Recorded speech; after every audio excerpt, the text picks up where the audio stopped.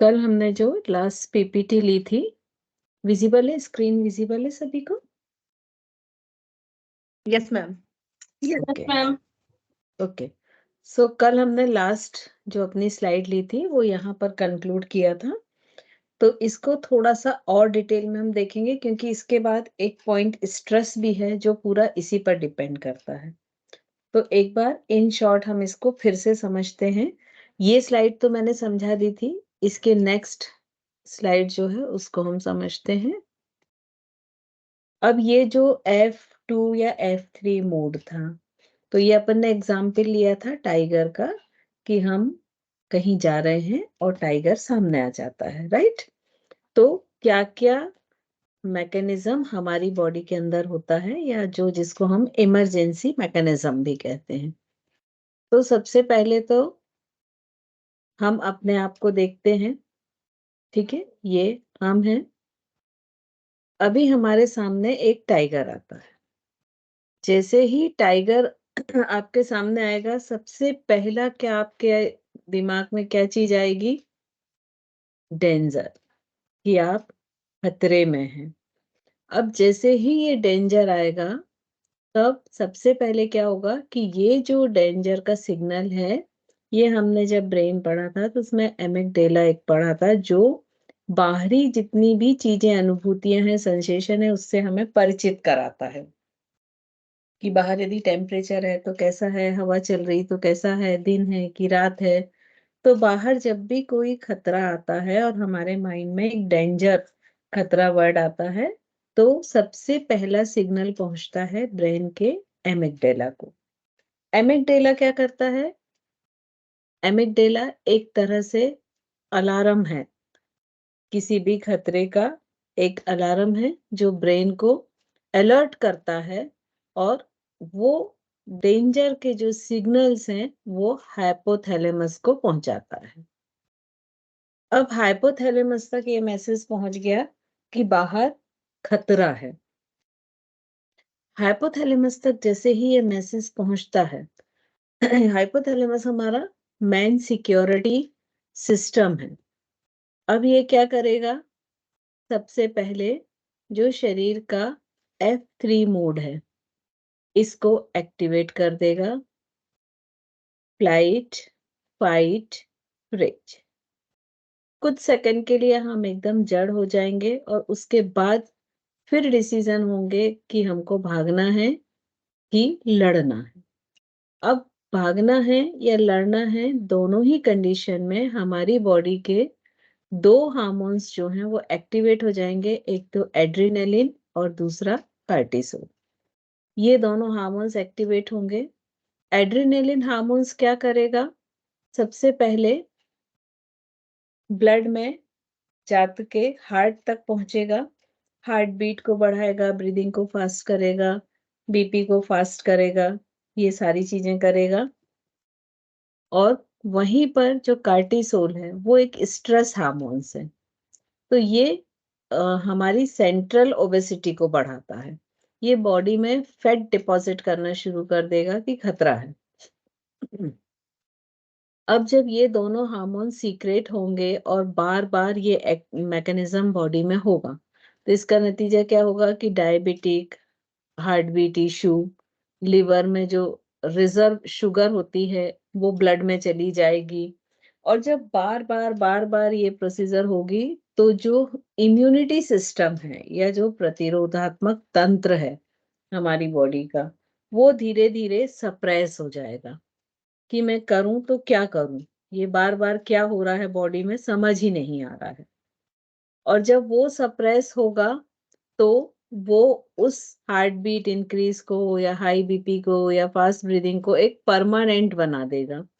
और जब भी ये इम्यूनिटी सिस्टम कंफ्यूज होता है, तो ये 3 स्टेट इसकी होती हैं। या तो ये सरेंडर कर देता है, ये अब कुछ समझ में नहीं आ रहा, मैं तो सब छोड़ता हूँ। और जब ये सरेंडर करता है, तो हमारी बॉडी, चूंकि जो फॉरेन एलिमेंट्स या जो वायरस बैक्टीरिया हार्मफुल है उनसे लड़ने के लिए सक्षम नहीं हो पाती है, तो नतीजा हमारी बॉडी में, उस व्यक्ति की बॉडी में इन्फेक्शंस होने लगते हैं, और कैंसर जैसी भी बीमारियां हो सकती हैं। क्योंकि कैंसर एक कंफ्यूज सॉरी सरेंडर पोजीशन ही है कि जहां सेल्स मरना भूल जाती हैं। सेकंड इसकी स्टेट क्या होती है कि ये कंफ्यूज हो जाता है कि मैं करूं क्या। तो उस समय जो मोस्ट प्रोबेबली डिजीजेस हो सकती हैं वो होती हैं एलोपेशिया, मतलब आप बाल जो होते हैं वो डिसऑर्डर हो जाते हैं, और मोस्टली जिनको एलोपेशिया होता है उनके शरीर पर बाल नहीं रुकते हैं। और सोराइसिस, स्किन डिसऑर्डर। और तीसरी उसकी स्टेट ये होती है कि वो ओवर एक्टिव हो जाता है, हर चीज के प्रति अपनी अधिक एक्टिवनेस दिखाने लगता है, और उस कंडीशन में व्यक्ति एलर्जेटिक हो जाता है। तो ये एक जनरल कॉन्सेप्ट है, 100% ऐसा नहीं है कि ऐसा ही होता है, बट इन जनरल ये देखा गया है। और यही पोजीशन जो होती है वो कब होती है, जब स्ट्रेस में व्यक्ति रहता है। अब स्ट्रेस में व्यक्ति कब रहेगा, कैसे रहता है? तो सपोज आपके सामने एक आधा भरा हुआ ग्लास रखा है, स्ट्रेस कैसे क्रिएट होता है ये हम देख रहे हैं, ठीक है। अब ये जो आधा भरा हुआ ग्लास रखा हुआ है, आज का ये जो एक एग्जाम्पल है, ये अक्सर साइकोलॉजी में लिया जाता है कि वो आधा भरा है या आधा खाली है। जो आधा भरा है बोलते हैं वो पॉजिटिव माने जाते हैं, और जो बोलते हैं कि आधा खाली है वो नेगेटिव माने जाते हैं।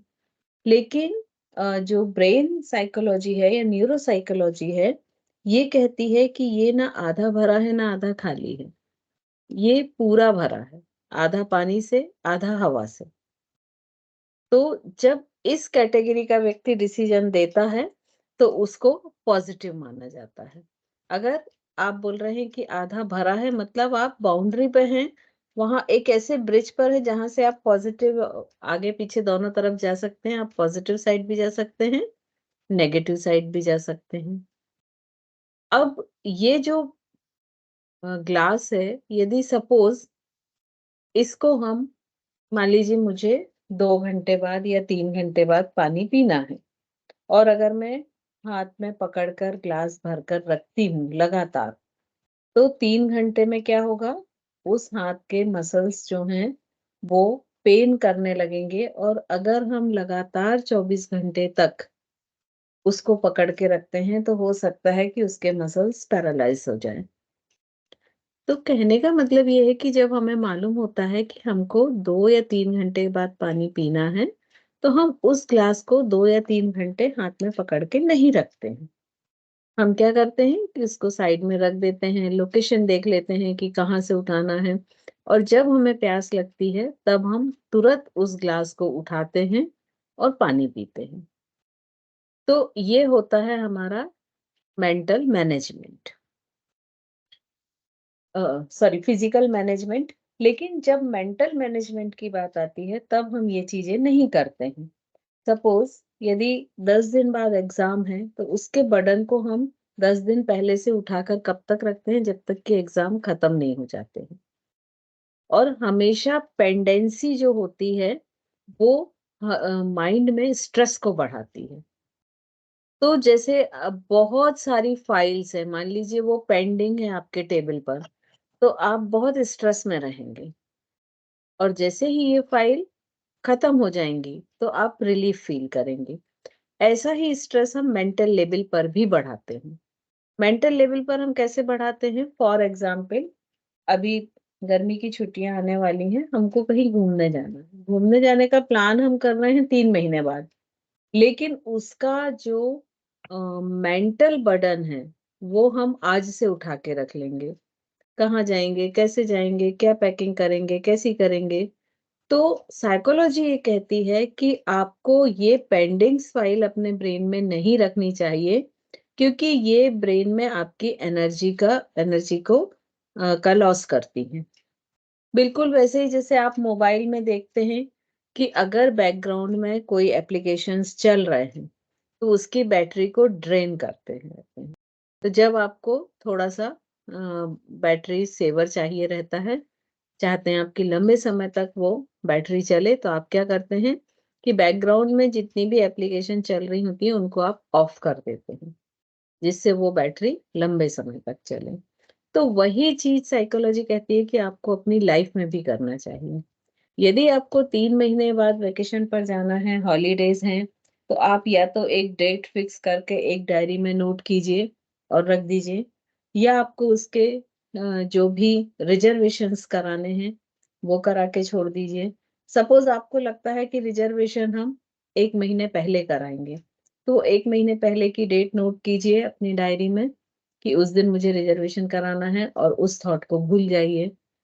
तो इस तरह से साइकोलॉजी कहती है कि जैसे हम फिजिकली मैनेज करते हैं कि हमको जब जिस चीज की आवश्यकता हो तभी हम उस वजन को उठाते हैं, उस चीज को कैरी करते हैं, उसी तरह हमें मेंटली भी मैनेज करना चाहिए कि जब जिस चीज की जरूरत है उसको तभी तक उठा के रखें, बाकी समय उसको क्लोज कर दें।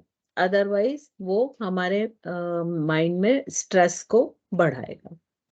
अब जब ये बहुत सारी पेंडेंसी, बहुत सारी चीजें हम अपने माइंड में कलेक्ट करते जाएंगे, फाइनली क्या होगा? स्ट्रेस होगा। और स्ट्रेस हमेशा बैड हार्मोन्स कार्टिसोल को सीक्रेट करता है। और जब ये बैड हार्मोन्स कार्टिसोल को सीक्रेट करता है, तो उसका नतीजा क्या क्या होता है? नींद कम आने लगती है, हम अक्सर डरे हुए रहते हैं, भूख कम लगने रहती है, हम अपने आप को ऐसा फील करते हैं कि हमारे अंदर एनर्जी ही नहीं है, हमारे एंगर इश्यूज बढ़ जाते हैं, एंजाइटी इश्यू बढ़ जाती है, अपने आप को बहुत अधिक थका हुआ फील करते हैं, ओवर थिंकिंग बढ़ जाती है, प्रोक्रेस्टिनेशन बढ़ जाता है, हर चीज को कल पे टालने लगते हैं, और जैसे जैसे पेंडेंसी बढ़ती है वैसे वैसे और अधिक स्ट्रेस बढ़ता जाता है। बहुत सारे इस कंडीशन में ड्रग अब्यूज हो जाते हैं कि वो अल्कोहल या कुछ और चीजों का सहारा लेने लगते हैं। तो धीरे धीरे स्ट्रेस हमारे हेल्थ को डाउनफॉल करता जाता है, और स्ट्रेस के कारण हमारी हेल्थ धीरे धीरे खराब होती जाती है, और हमारा शरीर बीमार होता जाता है। ज्यादातर जब हम स्ट्रेस में रहते हैं तो सिंपैथेटिक नर्वस सिस्टम एक्टिवेट रहता है, और उससे क्या क्या होते हैं कि जो हमारे प्यूपिल्स हैं, आंख की पुतलियां हैं, वो एक्सटेंड हो जाती हैं, ब्रीदिंग फास्ट हो जाती है, हार्ट थोड़ा फास्ट पंप करता है, जो हमारा गट पेट है वो इनएक्टिव हो जाता है, मतलब डाइजेशन वीक हो जाता है। और जब हम बहुत शांत पोजीशन में रहते हैं तो पैरासिम्पैथेटिक नर्वस सिस्टम एक्टिवेट होता है, प्यूपिल श्रिंक होते हैं नॉर्मल पोजीशन में, ब्रीदिंग स्लो होती है, हार्ट बीट स्लो होती है, और हमारा जो डाइजेस्टिव सिस्टम होता है वो एक्टिवेट होता है। इसमें एक फैंटम थ्योरी भी काम करती है, जो साइकोसोमेटिक डिसऑर्डर्स होते हैं।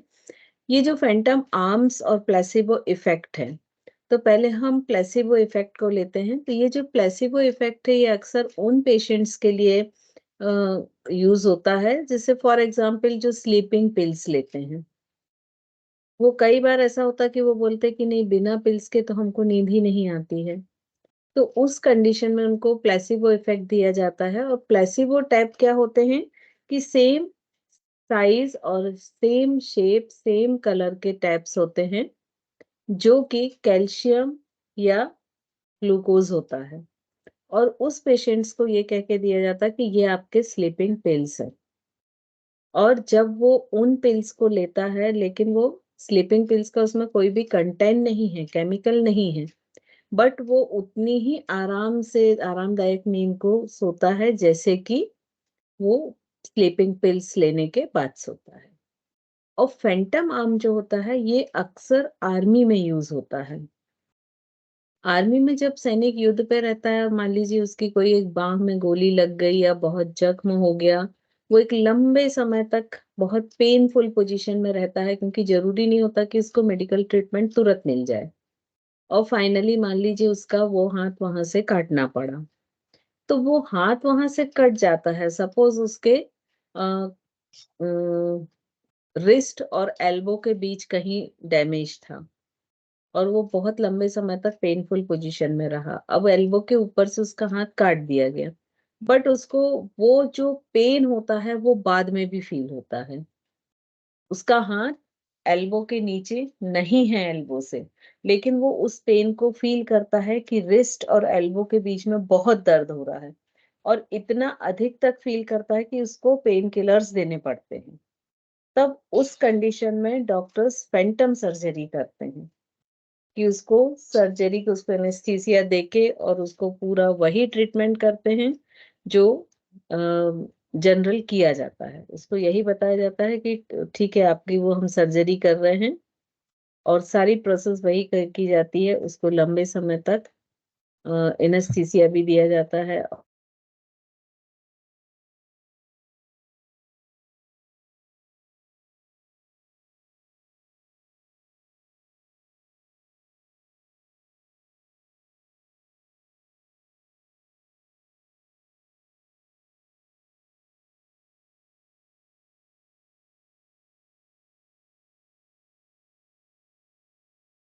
लगता है मैम के यहाँ पे पावर